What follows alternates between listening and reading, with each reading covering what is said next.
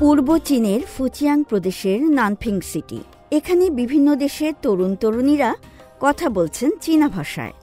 চীনা ভাষায় দক্ষতা প্রতিযোগিতায় অংশ নেয়া বিভিন্ন দেশের বিশ্ববিদ্যালয়ের শিক্ষার্থীরা এখানে এসেছেন। ২৩তম চাইনিজ ব্রিজ প্রতিযোগিতায় গ্লোবাল ফাইনালের উদ্বোধনী অনুষ্ঠান হয়েছে এখানে।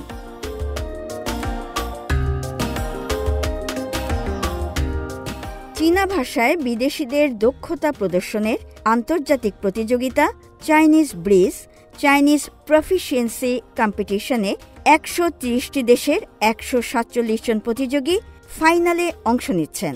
প্রতিযোগিতায় রয়েছে ৪০টি মাল্টিপল চয়েস প্রশ্ন।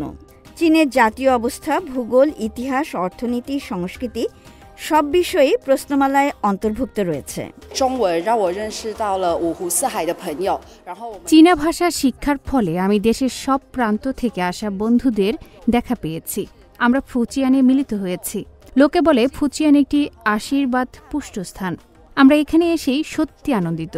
আমরা শুধু মজাদার খাবারের স্বাদই নিচ্ছি না, এখানকার ছবির মতো সুন্দর প্রাকৃতিক দৃশ্য উপভোগ করছি। তরুণ প্রতিযোগীরা ফুজিয়ানের বিভিন্ন দর্শনীয় স্থানে ঘুরছেন।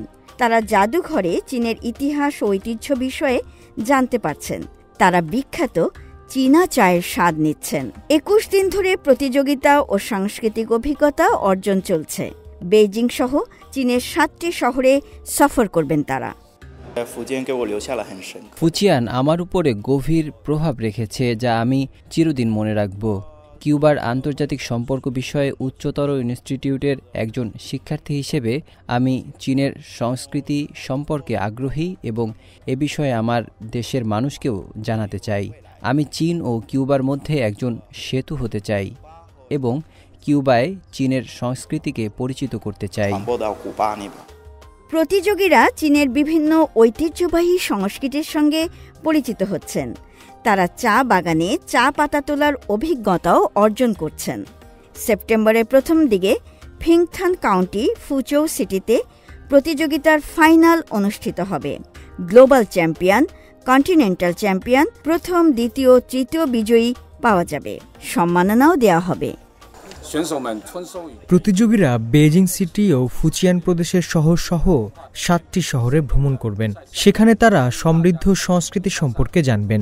এই শহরে তাদের চীনের সংস্কৃতি সম্পর্কে গভীর জ্ঞান হবে। তারা চীনের ঐতিহ্য ও দ্রুত উন্নয়নের মাধুর্য বুঝতে পারবেন।